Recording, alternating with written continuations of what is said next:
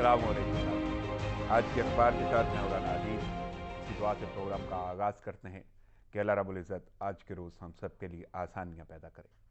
आमीन। बढ़ते हैं प्रोग्राम की जानिब। साहिर लुधियानवी ने कहा था कि रहबरान कौम ख़ताकार तुम भी हो।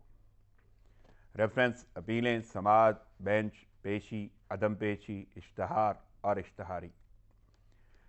अल्फाज का ये मजमुआ है 3 बार के साबिक़ वज़ीर आज़म नवाज शरीफ से मुतल्लिक़। अल-अज़ीज़िया और एवन फील्ड रेफरेंसेस की समाअत हुई। इस्लामाबाद हाई कोर्ट के 2 रुकनी बेंच ने नवाज शरीफ को इश्तहारी करार दे दिया। तहरीरी फैसला आज जारी होगा। अदालत ने ज़ामिन भी बुला लिए। 9 दिसंबर को पेश होने का हुक्म। अदालत ने मियाँ नवाज शरीफ को सरेंडर करने का हुक्म दे रखा था। बज़रिया इश्तहार भी तलब किया था। अब बात करते हैं हालिया वज़ीर आज़म इमरान खान की। अजाब, झूठ, अटैक, स्ट्रेस और मसाइल से शनासाई, ये अल्फाज हैं इमरान खान के मुशाहिदे के, जिनका इजहार उन्होंने GB की नौ मुंतखब काबीना से खिताब में किया। पहले बात करते हैं 50 साला मुशाहिदे की। बकौल वज़ीर आज़म वो नवाज शरीफ और आसिफ जरदारी को 50 साल से जानते हैं। उन्होंने दोनों पर अल्लाह का अजाब आते खुद देखा है। कहा चोरी का पैसा बचाने के लिए दोनों कभी जेल जाते हैं तो कभी मुल्क से बाहर। ये आना जाना तो शायद सब ने देखा है, कहीं ना कहीं जवाब भी लोग जानते हैं, लेकिन इस आने जाने में पोशीदा अजाब की हालतों का मुशाहिदा वज़ीर आज़म का साथी है, जिसका उन्होंने इजहार किया। इसके साथ साथ साबिक वज़ीर ख़जाना के इंटरव्यू पर भी उनका मुशाहिदा खिताब का हिस्सा था। ज़रा उस पर भी नज़र डालते हैं। बकौल वज़ीर आज़म इंटरव्यू झूठ का पलंदा, ज़हनी दबाव, स्ट्रेस और परेशानी की अलामत था। कहते हैं ऐसा लग रहा था कि दिल का मसला नहीं भी है तो हार्ट अटैक आ जाना है। इतने गहरे मुशाहिदे के बावजूद उन्होंने ये जिक्र नहीं किया कि अगर वाकई उन्हें दिल का मसला हुआ तो फिर उनका मुशाहिदा क्या कहता है। वज़ीर आज़म ने यह भी कहा कि वो गिलगित बल्तिस्तान के मसाइल से वाकिफ़ हैं और उनका हल भी उनकी तरजीहात में शामिल है। फिर कुछ वादे और दावे भी उन्होंने पहाड़ों की सरजमीन पर बसने वालों के लिए किए।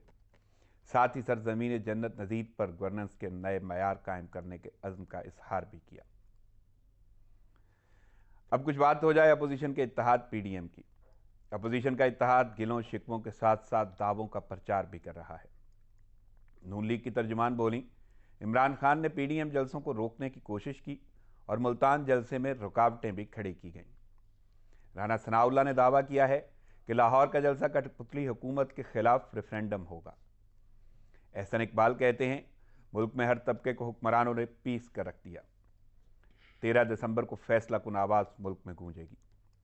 ख्वाजा साद रफ़ीक तो पूरे सूबे को उकसाते नजर आए। दावा भी किया कि हुकूमत इजाज़त दे या ना दे जलसा होगा। PDM का सरबराही इजलास 8 दिसंबर को होगा, जिसमें आइंदा का लाहे अमल तय किया जाएगा। दूसरी जानब लाहौर हाई कोर्ट में कोरोना के तदारुक के पेश नज़र PDM के जलसे को रोकने के लिए दरख्वास्त भी दायर की गई है। अब कौन क्या करेगा ये तो वक्त ही बताएगा, लेकिन जिनके लिए ये सब कुछ किया जा रहा है यानी अवाम, वो कहाँ खड़े हैं इसका किसी को इदराक नहीं।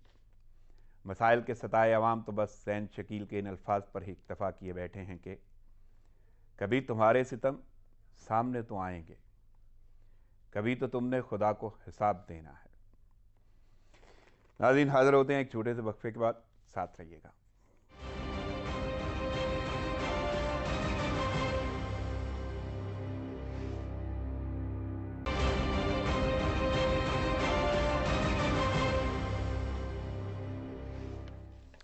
वेलकम बैक नाज़रीन। नाज़रीन, खबरों और तजज़ियों का सिलसिला शुरू करते हैं, लेकिन उससे पहले मैं मेहमान शख्सियात का तारुफ आपके सामने रख दूँ।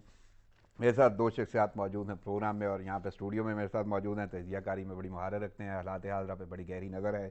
तजज़ियाकार मोहतरम जनाब चौधरी खादम अली मांडला साहब। अस्सलाम वालेकुम मांडला साहब। जी वालेकुम अस्सलाम। नाज़रीन, मैं दूसरी शख्सियत का तारुफ करा दूँ जो ऑनलाइन मेरे साथ मौजूद है। उनका ताल्लुक शोबा सहाफ़त से है और यूँ कहने के तजर्बे की ये तवालत, अच्छा खासा तजर्बा है उनका और कई दहाइयों पर मबनी है। मेरे साथ मौजूद हैं तजज़ियाकार मोहतरम जनाब अदनान आदिल साहब। अस्सलाम वालेकुम सर। वालेकुम सलाम, बहुत शुक्रिया आपका बहुत शुक्रिया वक्त तजिए और प्रोग्राम में शिरकत का। Thanks lot. चलते हैं आगे। सबसे पहली खबर मांडला साहब, بلکہ میں نے کیا کہنا ہے، آج تو اخبارات جو ہیں نا وہ لیڈنگ سٹوریز بھری پڑی ہیں، اور سب سے اہم بات یہ ہے کہ آپ کا تجزیہ بڑا آج اہمیت کا حامل ہوگا۔ نواز شریف صاحب کو اشتہاری قرار دے دیا عدالت نے، اور ریفرنسز ہیں العزیزیہ اور ایون فیلڈ، اور تحریری فیصلہ آج جاری کرنا ہے، یعنی آج جاری ہوگا۔ تو میں بجائے تفصیلات میں جاؤں اس سے پہلے میں چاہوں گا کہ آپ لب کشائی کریں کہ نواز شریف کو جو ہے اشتہاری قرار دے دیا گیا۔ بسم اللہ الرحمن الرحیم۔ بہت شکریہ رانا صاحب۔ اشتہاری تو یہ پہلے ہی تھے، نیب عدالت پہلے ہی ان کو اشتہاری قرار دے چکی تھی۔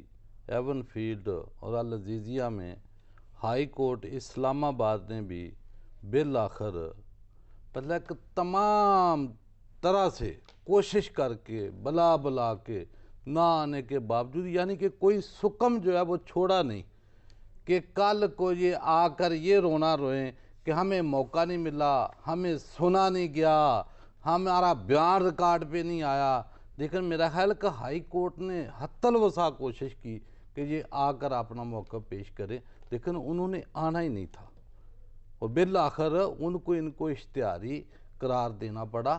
لیکن یہ جو اشتہاری کا لفظ ہے نا، یہ پاکستان کے لیے ایک جو ہے نا وہ ماتھے کا جو ہے نا وہ دمک بن گیا، یعنی کہ ایک اشتہاری نہیں ہے، کب کے اشتہاری ہیں۔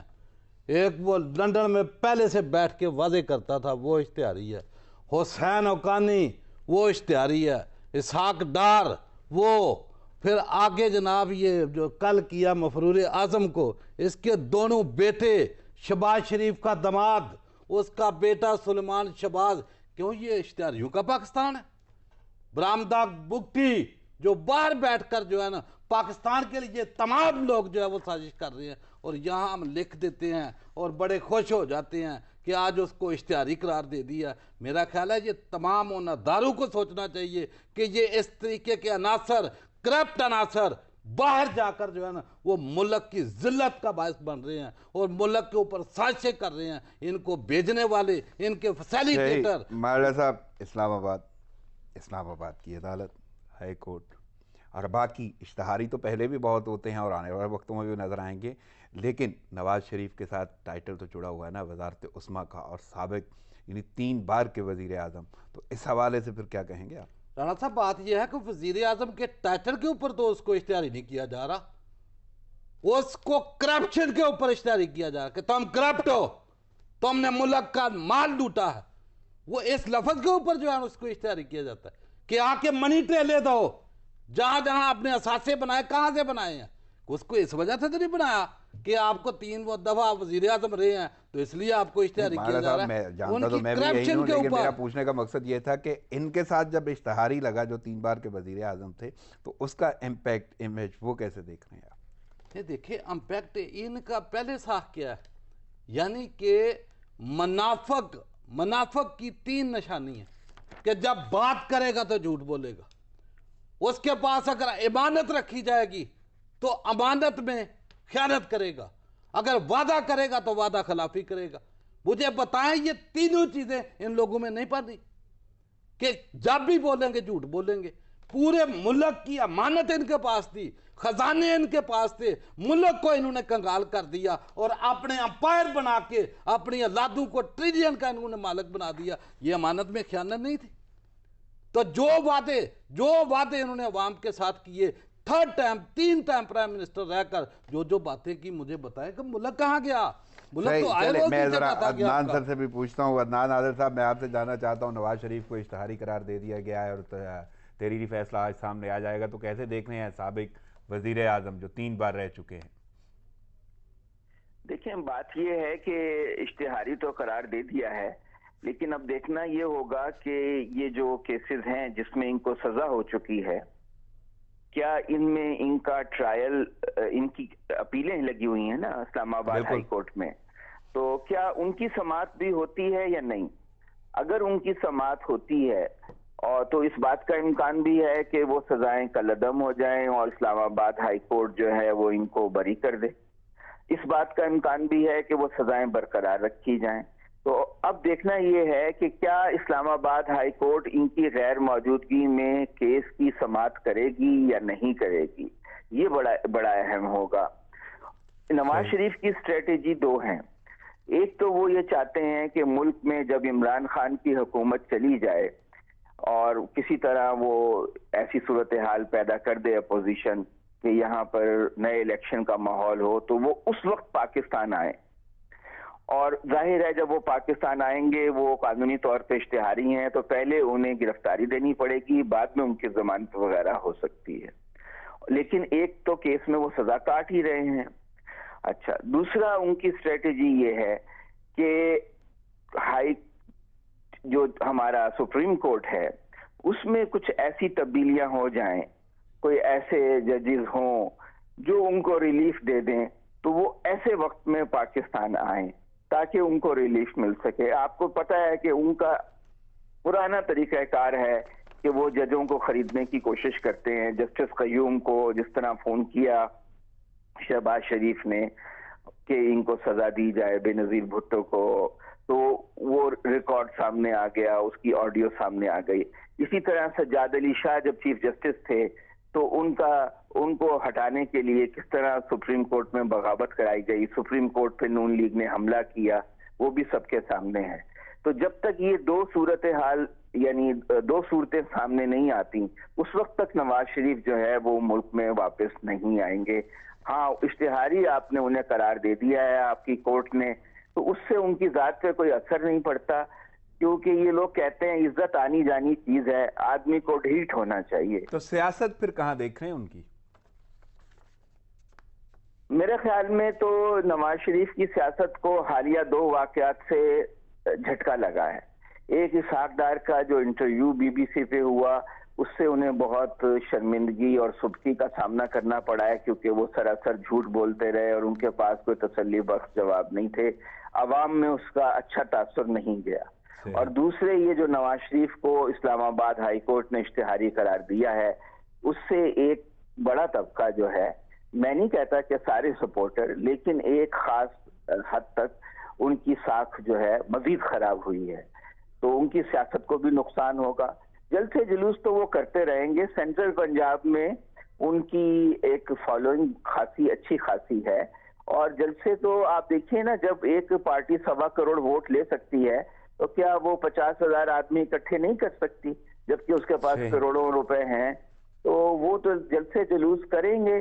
کوشش اگر وہ جلسے جلوس کرتے رہتے ہیں اور حکومت پینک نہیں کرتی ہے تو پھر حکومت کو تو کوئی نقصان نہیں ہوگا. ہاں, ایک ماحول سیاسی فضا گرم رہے گی, میڈیا کھیلتی رہے گی اپوزیشن. صحیح. تو اور شہباز شریف اور حمزہ کی پرول پر رہائی کا آج آخری دن ہے, یعنی یہ ایڈیشنل انہیں دن دیا گیا ہے, لیکن واپس جانا ہے. تو کیا دیکھ رہے ہیں کہ کیا کوئی اس سے فرق پڑا, ایک تو ان کی رہائی سے اور دوبارہ وہ واپس جا رہے ہیں؟ نہیں, اس سے کوئی بالکل ہی غیر اہم واقعہ ہے. ظاہر ہے ایک انسانی ہمدردی کا مسئلہ تھا, ان کی والدہ اور دادی کا انتقال ہوا تھا, چھوڑنا تو حکومت کو تھا ہی.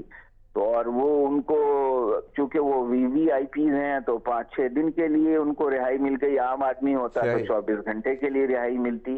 اس کا کوئی خاص امپیکٹ میرے خیال میں نہیں ہوگا. اور ماڑا صاحب آپ کیسے دیکھ رہے ہیں شہباز شریف اور حمزہ شہباز کی پیرول پر رہائی؟ دیکھیں جی, پیرول پہ رہائی کے اوپر تو پہلے بات ہم کر چکے ہیں کہ ان کو 5 دن کے لیے ملی. عام پاکستانی جو اس ملک میں جو ہے محنت مزدوری کرتا ہے اس کو عدنان صاحب والی بات کے 24 گھنٹے ملتی. یعنی کہ وہ نظر آ گیا کہ جس کے متعلق عمران خان صاحب کہتے تھے کہ 2 نہیں 1 پاکستان, لیکن آج پیرول نے ثابت کر دیا کہ نہیں 2 ہی پاکستان. بڑوں کے لیے الگ ہے, غریبوں کے لیے الگ ہے. اور ایک دن کی قانون شاید اجازت دیتا ہو, قانون کلاس کے حوالے. میں تو وہی گزارش کر رہا ہوں کہ قانون انہی کے لیے اجازتیں ہیں ساری, کہ اگر مریم نواز کے لیے پرائم منسٹر آف پاکستان کے منہ سے الفاظ نکلتے ہیں تو کیا کہ یہ جو بیان دے رہی ہیں جو بیل پہ ہیں تو یہ عورت ہے, تو یہ جو باقی جیلوں میں ہیں وہ عورتوں کی طرف کسی کی توجہ نہیں ہے. نہیں تو جیل تو انہیں بھی لے جایا گیا. یہ بھی تو مجرم ہے نا, یہ تو ان کا کہنا ہے کہ انہیں اس وقت بھی لے جایا گیا. ضمانت کے اوپر ہے, تو اس کے لیے جو ہے وہ سارے قانون. اور غریب عورتیں جن کے جا کے گناہ جرم بھی آپ دیکھیں تو معمولی جرائم میں جو ہے وہ بند ہوں گی, ان کے لیے کوئی قانون حرکت میں نہیں آتا. میں یہ کہتا ہوں, میں نے تو اس دن بھی کہا کہ پیرول پہ چھوڑو، جتنے دن ان کو چھوڑو کہ ہر غریب کو اتنا ہی حق ملے. ہم یہ نہیں چاہتے نہ چھوڑو. تو یہ جو بھی انہوں نے درخواست دی 5 دن کے بعد بھی کہ جناب ایکسٹریکشن کی جائے، میرا خیال ہے حکومت پنجاب نے 1 دن کی تصحیح کر دی.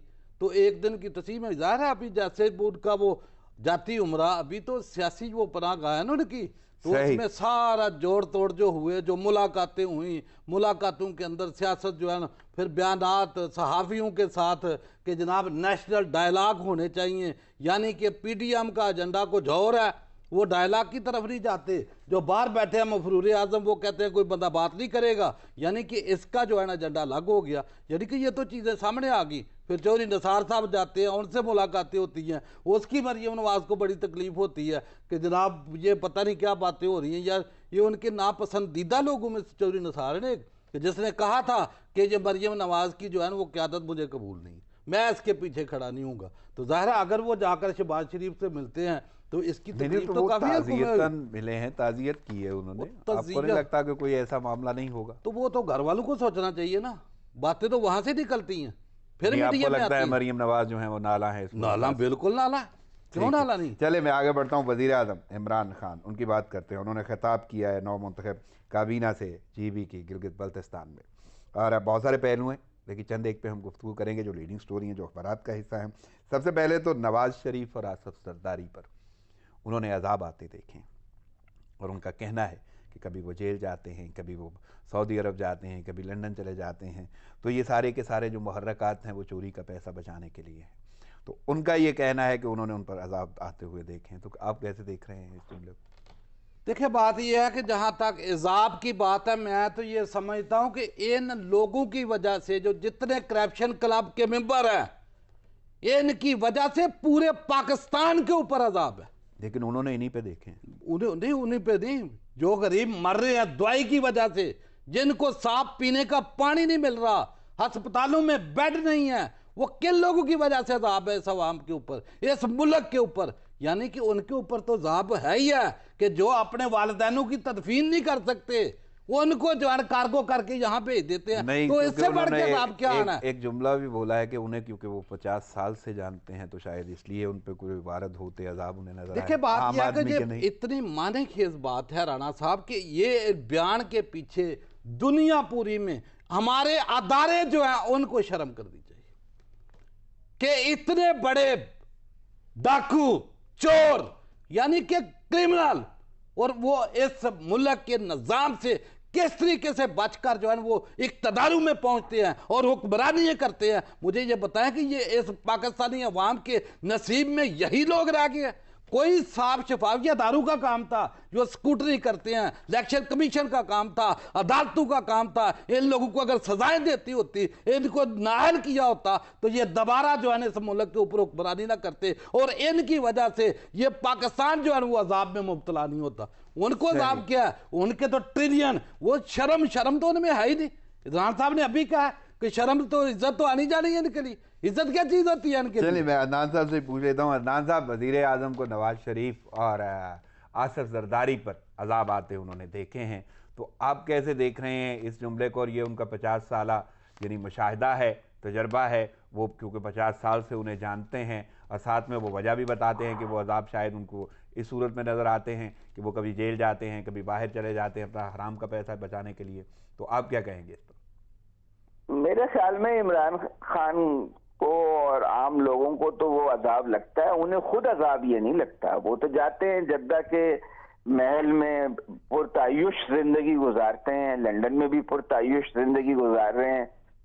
6-7 بیماریاں بہت ہی سیریس قسم کی نواز شریف کو ہیں، اور ان کا علاج بھی شاید وہیں پہ ہوتا ہے، یہاں پہ علاج یہاں نہیں ہوتا. اور وہ وہاں مزے سے گھومتے ہیں، کافیاں پیتے ہیں، اچھے ہوٹلوں میں جاتے ہیں، تو ان کو تو عذاب محسوس ہی نہیں ہو رہا. یہ تو ہماری سوچ ہے، عمران خان کی سوچ ہے. میرے خیال میں تو وہ عیش و عشرت کی زندگی گزار رہے ہیں.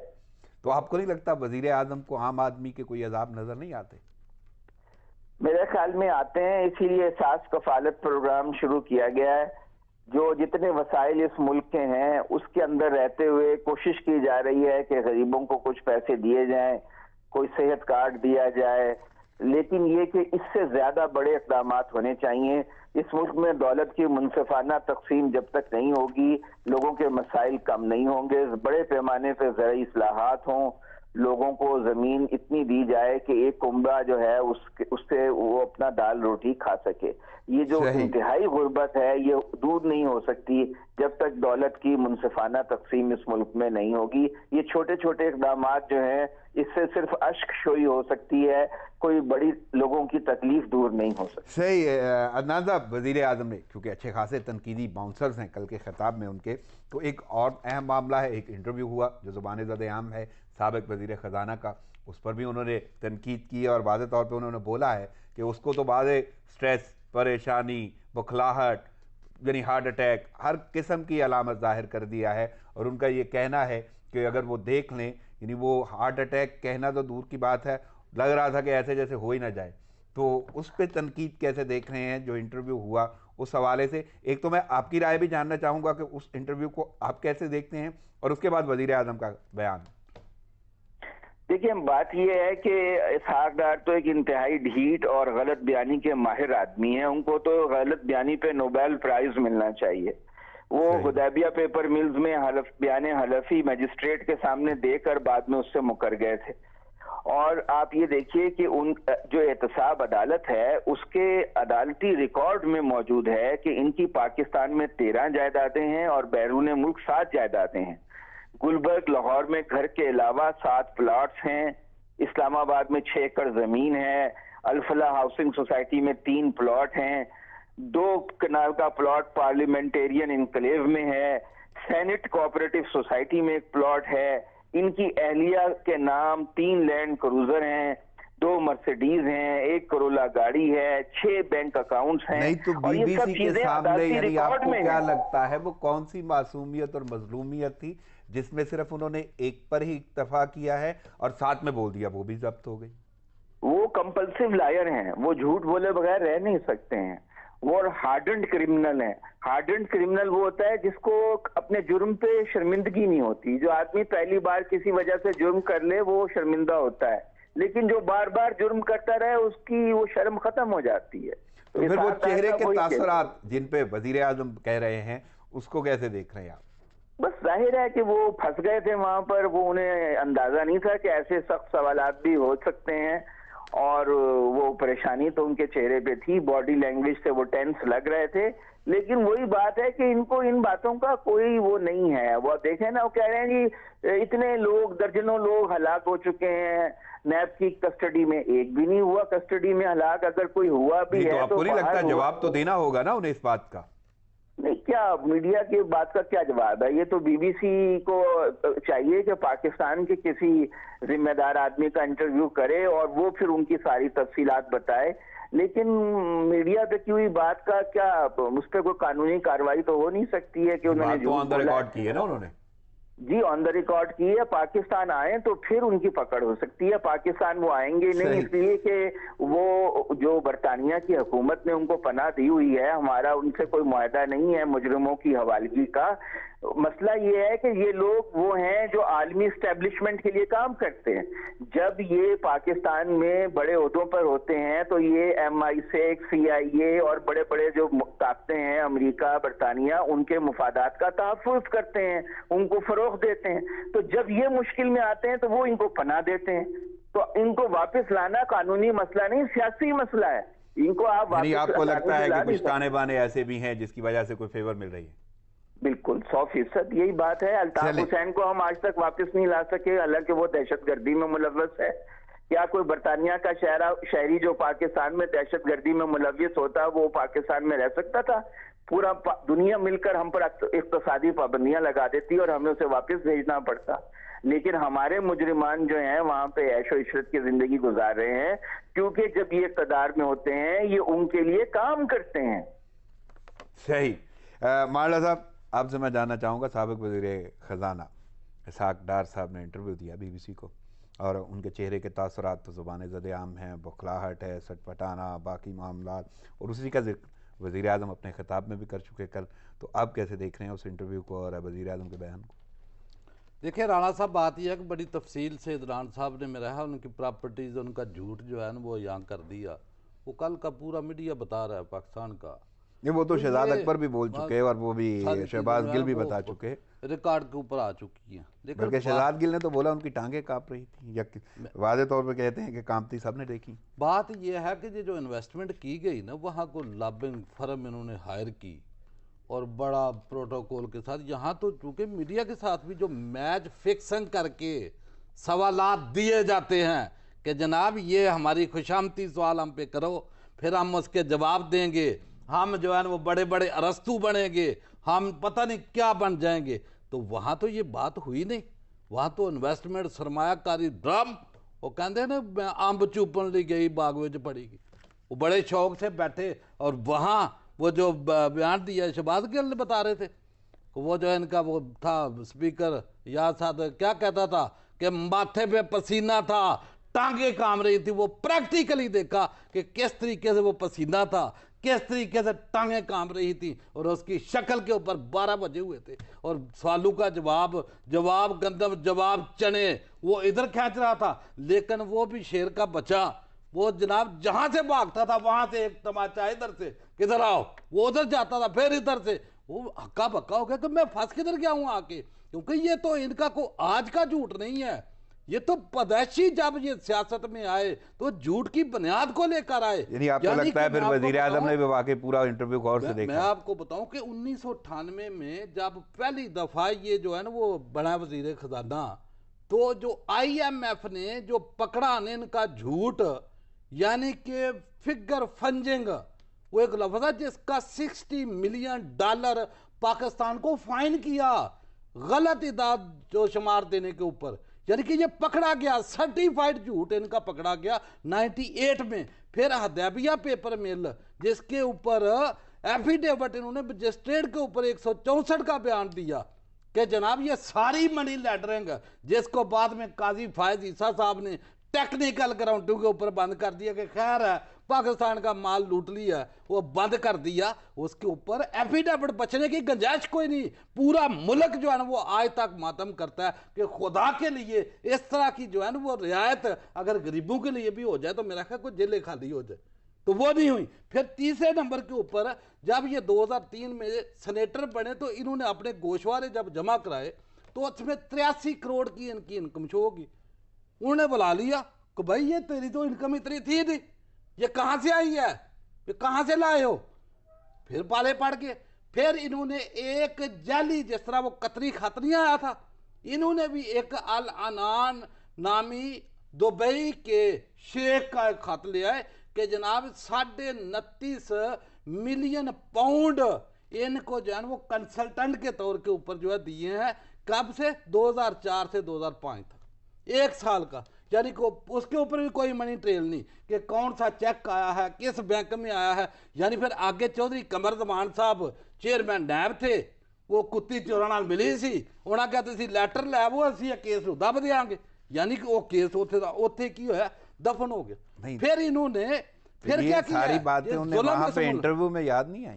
जुल्म जो इस मुल्क के ऊपर सबसे महंगे तरीन जो कर्जे हैं ना, ऐसा साखदार ने मुल्क के ऊपर, जिस मुआशत का आज हम रोना दे रहे हैं, इसने जो है ना कर्जे ले लेके मुल्क का बेड़ा गर्क किया, जिसका 8 अरब रुपया योमिया एक दिन का पाकिस्तान जो है ना वो सूद अदा कर रहा है, सिर्फ सूद। वो इनके जो है ना वो करतूत है काले। लेकिन मेरा ख्याल है कि वहां जाके हाएं बाएं छाएं वो चली नहीं। तो ये बरतानिया हुकूमत जो लंडन है जहां बैठे हुए हैं, ये मेरा ख्याल है उस हुकूमत के ऊपर भी एक सवालिया निशान है कि इस तरह के क्रिमिनल बरतानवी हुकूमत तो अपने मामूलात जानती है, हमारे लिए तो बहुत सारे सवालिया निशान हैं। चलें आगे बढ़ते हैं। मैं बात करता हूँ क्योंकि अपोजिशन का इत्तेहाद तो चल रहा है, लेकिन पहले मैं ज़रा जाऊँगा अदनान आदिल साहब की जानिब। अदनान साहब, PDM हर सूरत मीनार पाकिस्तान की ग्राउंड में जलसा करेगी। राना सनाउल्लाह का ऐलान है तशद्दुद पर जवाब भी देंगे। और इसी के साथ साथ अगर बात करें तो एहसन इकबाल कहते हैं कि जी नाकाम हिकमत अमली थी मुल्तान के जलसे में हुकूमत की, उस पर हुकूमत इस्तीफ़ा भी दे। और साथ में वो कहते हैं कि जी ये जलसा तो होगा चाहे इजाज़त मिले ना मिले, ये साद रफ़ीक कहते हैं। तो कैसे देख रहे हैं ये PDM के गिले शिकवे अपनी जगह और साथ में बड़े बड़े दावे? بات یہ ملتان کا جلسہ تو کوئی اتنا اچھا نہیں ہوا جتنا پشاور کا بھی جلسہ اچھا نہیں ہوا تھا. کوئی سکھر لاڑکانہ تک سے تو لوگ یہ لے کر آئے تھے اور حکومت نے بہت اچھا کیا کہ اجازت دے دی, کیونکہ یہ چاہتے ہیں کہ تشدد ہو. اپوزیشن چاہتی ہے کہ تشدد ہو, لاٹھی چارج ہو, آنسو گیس پھینکی جائے, اس کے مناظر ٹی وی پہ چلیں اور کوئی خدا نہ خواستہ گولی چل جائے. بیچ میں ایسا کوئی عنصر داخل کیا جا سکتا ہے جو فائرنگ کر دے اور پولیس کو جوابی فائرنگ کرنی پڑے, اور خدا نہ خواستہ ایسا واقعہ ہو جائے جیسا ماڈل ٹاؤن لاہور میں ہوا تھا 2014 میں, تو جس میں 10-12 لوگ جو ہیں وہ شہید ہو گئے تھے. تو اگر خدا نہ خواستہ گولی چل جائے اور لوگ مر جائیں تو ان کو لاشیں مل جائیں گی اور یہ سیاست چمکا سکیں گے. تو یہ آپ کو لگتا ہے کہ کوئی ایسا پلان بھی ہے؟ بالکل, ان کی پوری کوشش ہے کہ تشدد ہو. جو مولانا فضل الرحمان نے کہا کہ لاٹھی کا جواب لاٹھی سے دیا جائے گا, تو وہ تو تشدد پہ آمادہ ہیں کہ وہ ریاستی اداروں کے ساتھ لاٹھیوں سے مقابلہ کرنا چاہتے ہیں. تو اس لیے بہتر یہی ہے حکومت کو کہ حکومت ان کو اجازت نہ دے, لیکن اگر یہ جلسہ کرتے ہیں تو ان کو زبردستی طاقت کے زور پہ نہ روکے. یہ قانون کی خلاف ورزی کرتے ہیں, قانون کے مطابق ان کے خلاف کارروائی کرے. اور کورونا پھیلا ہوا ہے ملک میں, 50-60 لوگ اس بات کا تو اظہار گورنمنٹ کی جانب سے ہو چکا, چاہے وہ صوبائی ہے وفاقی ہے, کہ وہ جلسہ کریں, ٹھیک ہے, انہیں کرنے دیا جائے گا اور قانونی کارروائی ہوگی. لیکن واقعی کورونا کی جو شدت ہے اس وقت, دوسری لہر اچھی خاصی پھیل چکی ہے اور حالت بھی اچھی خاصی بری ہے. یعنی اگر دیکھا جائے تو اموات کی شرح بڑھ چکی ہے, کیسز کی شرح بڑھ چکی ہے. تو ایسی صورتحال میں عوام ہی کو خطرے میں ڈالنا ضروری ہے. دیکھیں ضروری تو نہیں ہے, غیر اخلاقی بھی ہے, غیر قانونی بھی ہے, اور عوام غیر ذمہ دارانہ غیر ذمہ دارانہ ہے, غیر اخلاقی ہے کہ آپ انسانی جانوں سے کھیل رہے ہیں. آپ 10-15 دن کے لیے جماعت اسلامی نے ملتوی کیے ہیں جلسے, یہ بھی کر سکتے تھے, 1 مہینے کے لیے بھی ملتوی کر سکتے تھے. اب تو ویکسین آنا شروع ہو گئی ہے, امید پیدا ہو گئی ہے, لیکن اقتدار کی بھوک اتنی زیادہ ہے, یہ ہر قیمت پہ کوئی سیاسی بحران پیدا کرنا چاہتے ہیں جس سے چاہے ماشاءاللہ لگ جائے لیکن عمران خان کی حکومت چلی جائے. اقتدار کی بھوک انہیں چین سے بیٹھنے نہیں دے رہی, اور ان کے کرپشن کیسز یہ چاہتے ہیں کہ کسی طرح بند ہو جائیں. یہ آپ نے دیکھا کہ ملتان کے جلسے میں آصفہ بھٹو نے بہت ہی مختصر خطاب کیا, چند منٹ خطاب کیا, جبکہ مریم نواز نے بہت طویل خطاب کیا. تو واضح طور پہ ان کے اندر تقسیم بھی ہے. پیپلز پارٹی ہرگز نہیں چاہتی کہ اتنا بڑا بحران پیدا ہو کہ اسمبلیاں رخصت ہو جائیں اور حکومت چلی جائے, لیکن نون لیگ کی بھرپور کوشش ہے فضل الرحمان کے ساتھ مل کر کے سیاسی بحران کو شدید کیا جائے. میرا خیال یہ ہے کہ جلسہ یہ کر لیں گے اور مناسب جلسہ ہوگا, لیکن عوام میں ان کی ساکھ خراب ہو رہی ہے, کیونکہ عوام دیکھ رہے ہیں. میں یہی جاننا چاہتا ہوں کہ کیا ان کی اقتدار کی بھوک مٹانے کے لیے عوام ساتھ آئے گی, یا عوام کے اپنے مسائل بھی ہیں, شاید ان کو بھی کوئی آس یا امید ہے؟ دیکھیں, عوام ایسے جلسوں میں نہیں آتی, ایسے جلسوں میں سپورٹر اور ورکرز آتے ہیں. یہ ورکرز کے اجتماع ہوتے ہیں, یہ پورے پنجاب سے بسوں میں بھر بھر کے ورکرز کو لے کر آتے ہیں.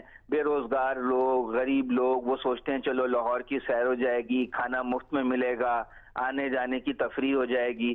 تو یہ پورے پنجاب سے اگر بسیں بھر بھر کے لاتے ہیں اور خیبر پختونخوا سے لوگ لے کر آتے ہیں, تو اگر یہ وہاں پر 30-40 ہزار لوگ اکٹھا کر لیں گے تو کوئی بڑی بات نہیں ہے. یہ بڑی بڑی پارٹیاں ہیں, ان کے پاس پیسے ہیں, یہ ایسا کر سکتے ہیں. عوام کا اجتماع وہ ہوتا ہے جو خادم رضوی کے جنازے پہ تھا, جو ٹھاٹھے مارتا ہوا سمندر تھا, اس میں کسی کو کوئی لے کر نہیں آیا تھا, لوگ رضاکارانہ طور پر خود آئے تھے. تو ویسا جلسہ تو یہ اب تک کر نہیں سکے ہیں.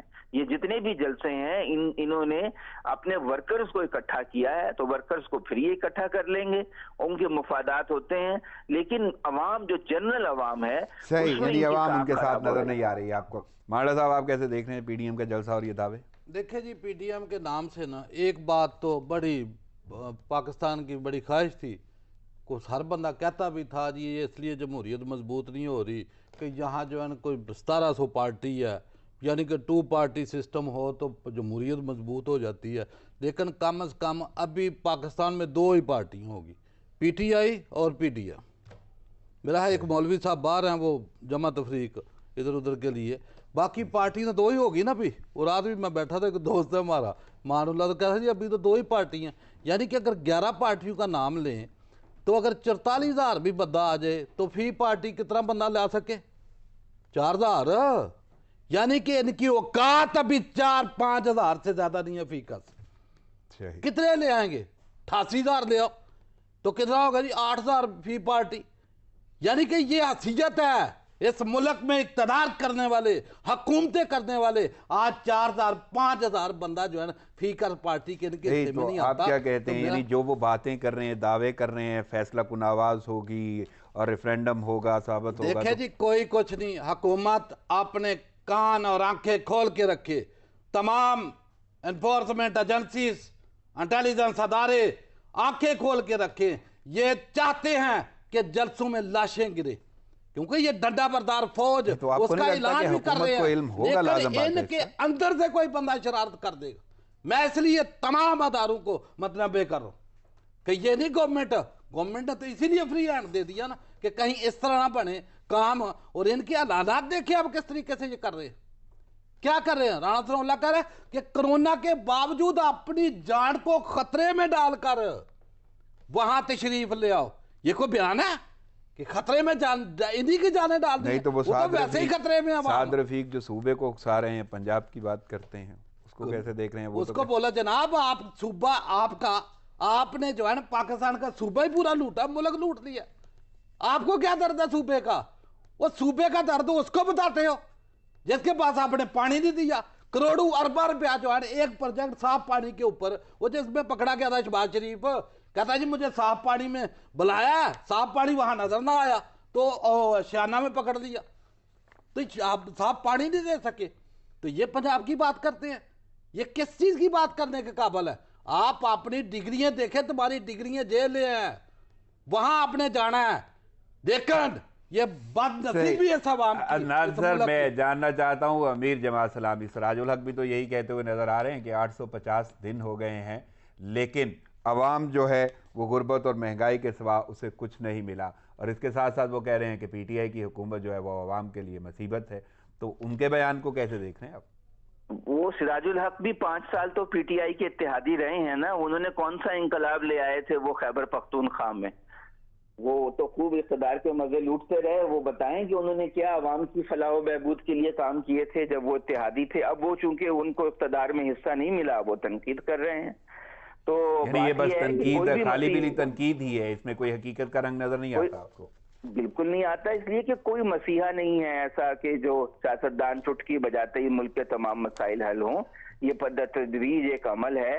اب کرونا کا اتنا پوری دنیا کی معیشت جو ہے وہ تباہ و برباد ہوئی ہے. ایسے وقت میں پاکستان میں لوگ روٹی کھا رہے ہیں، عزت کی زندگی گزار رہے ہیں اور کوئی بڑا نقصان نہیں ہوا، اتنی اموات نہیں ہوئی جتنی دنیا بھر میں ہوئی ہیں. تو یہ بذات خود ایک بڑی کامیابی ہے حکومت کی. اور ناظر آپ کا تو ماشاءاللہ بڑا تجربہ ہے صحافی حوالے سے صحافت میں. تو سابق وزیر اعظم میر ظفر اللہ جمالی انتقال کر گئے ہیں، میں چاہوں گا ان کے حوالے سے بھی کچھ کہیں. جی اللہ تعالیٰ ان کی مغفرت کرے. پاکستان کے لیے بہت بڑا یہ ایک صدمہ ہے. وہ محب وطن بلوچ رہنما تھے.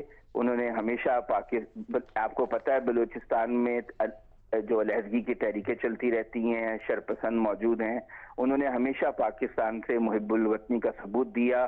وہ وزیر اعظم بھی رہے، ان پہ کوئی کرپشن کا الزام نہیں لگا. آپ دیکھیے 2 آدمی ایسے ہیں، ایک محمد خان جنیجو اور ایک میر ظفر اللہ جمالی. یہ وزیر اعظم بھی رہے اور انہوں نے اپنے اقتدار کا کوئی فائدہ نہیں اٹھایا کہ دولت بنائی ہو، فیکٹریاں لگائی ہوں، منی لانڈرنگ کی ہو. یہ شریف النفس آدمی تھے اور ان کی پاکستان کے لیے، بلوچستان کو پاکستان سے متحد کرنے کے لیے بڑی خدمات ہیں. ہم ان کو سلوٹ پیش کرتے ہیں. اللہ تعالیٰ ان کے درجات بلند کرے، ان کی مغفرت فرمائے. یہ پاکستان کا نقصان ہوا ہے، بہت بڑا نقصان ہوا ہے. چلیں مالک انہیں غریق رحمت کرے. مانا صاحب میں آپ سے بھی جاننا چاہوں گا میر ظفر اللہ جمالی کے حوالے. دیکھیں جی، انا للہ و انا الیہ راجعون. سب سے پہلے ان کے لیے دعا کہ اللہ رب العزت ان کے درجات بلند کرے، ان کو جنت الفردوس میں اعلیٰ مقام عطا فرمائے. جو خدمات ملک کے لیے، بلوچستان کے لیے ایز اے سی ایم جو ہے بلوچستان وہ رہ چکے ہیں، پھر جناب وزیر اعظم رہ چکے ہیں، ان کی جتنی خدمات ہیں، بڑے شریف و نفس، وزادار اور شریف انسان تھے. ان کا پاکستان کے ساتھ جو لگاؤ تھا، جو محبت تھی، وہ کوٹ کوٹ کر بری ہوئی. ان کے بیٹے جو ہے فوج میں تھے. بالخصوص ان کا وہ بیان جو نیشنل اسمبلی میں انہوں نے دیا 2017 میں، جب ختم نبوت کی شک کو نکالا ہے इन्हें मफरूर आजम की हुकूमत ने, तो उन्होंने जो खड़े होकर अल्फाज वहां कहे कि मेरी मौत से पहले खुदा इन असम्बलियों को मौत दे दे जिन्होंने इस बिल को पास किया, वो तारीख में इसकी मिसाल नहीं मिलती कि यानी कि वाहिद आदमी पूरी असम्बली में, बड़े बड़े मुल्ला भी बैठे थे, बड़े बड़े पीर भी बैठे होंगे, बड़े बड़े फलासफर भी बैठे होंगे, लेकिन ज़फ़रुल्लाह जमाली साहब का ये बयान, अल्लाह पाक उनको सदा जो है ना आखिरत में जो है ना आराम दे, उनको जो है जन्नतुल फिरदौस में आला मकाम दे, आप सल्लल्लाहु अलैहि वसल्लम की शफाअत जो है ना उनके ऊपर जो है नशावर। सही माला साहब, मैं कोरोना पे कुछ बात करना ज़रूर चाहूँगा। मज़ीद 75 बात हो गई है, एक दिन में 829 अफराद शिकार हुए हैं, और अब तो फ़रोग नसीम का टेस्ट भी मुस्बत आ गया, करंतना मुंतकिल हो गए, लेकिन NCOC का हफ्ता एहतियाती तदाबीर मनाने का ऐलान कर दिया गया है NCOC की जानिब से। तो कैसे देख रहे हैं, यानी अच्छी खासी शिद्दत है दूसरी लहर की? देखिए राणा साहब, रोज़ाना तकरीबन बात होती है, पूरा मीडिया कर रहा है, लेकिन जिस तरीके से पहली लहर में लोग इसको सीरियस ले रहे थे, पता नहीं, मैं ये समझता हूँ कि ये जो जलसे जुलूस दोहरा मेयार हुकूमतों का भी हर लेवल के ऊपर, कि कभी खुद जलसे शुरू करते हैं, कभी छोटी छोटी तकरीबें शुरू कर देते हैं, फिर अपोजिशन के जो बयानात हैं, यानी कि जो चार पार्टी बनी हुई है सारी, ये इनके अपने अपने बयान हैं, लोगों को दावत दे रहे हैं कि ख़तरे में जानों को डाल दो। यानी कि पिछले दिनों आपने देखा कि वो यूसुफ रज़ा गिलानी वो जो बयान दे रहे थे प्रेस कॉन्फ्रेंस फजल रहमान के साथ बैठकर, तो क्या कह रहे थे, कासबा भुट्टो के ऊपर उन्होंने क्या कहा कि वो इसलिए बुलाया कि वहाँ में ये ना कहे कि जनाब अपनी औलादों को आप नहीं लाते हो और गरीबों की औलाद को जो है वो यहाँ जलसे में लाते हो, ये कोई दलील देने वाली है? ये जाहलाना किस्म की दलील कि लोग, भाई आप लोगों का तो कोई मर जाएगा ना, तो आपके तो अरब खरब जो है वो घर में पड़े हुए हैं, आपका खानदान, आपकी कई कई नस्लें उसके ऊपर गुजारा कर देंगी। वो जो गरीब आदमी जो सुबह कमाता है, शाम को उसका जो है ना फैमिली खाती है, अगर वो सरबराह घर का मर गया तो उस खानदान को तो इस पाकिस्तान में पूछने वाला कोई है? सही माला साहब, वक्त की किल्लत के बाद मुझे इजाज़त लेना होगी। आपकी आमद का शुक्रिया, और नाज़र आपकी शिरकत, वक्त और तज़िये का शुक्रिया। नाज़रीन, प्रोग्राम का वक्त खत्म हुआ चाहता है, मुझे इजाज़त दीजिए, दुआ में याद रखिएगा। अल्लाह ने के बाद।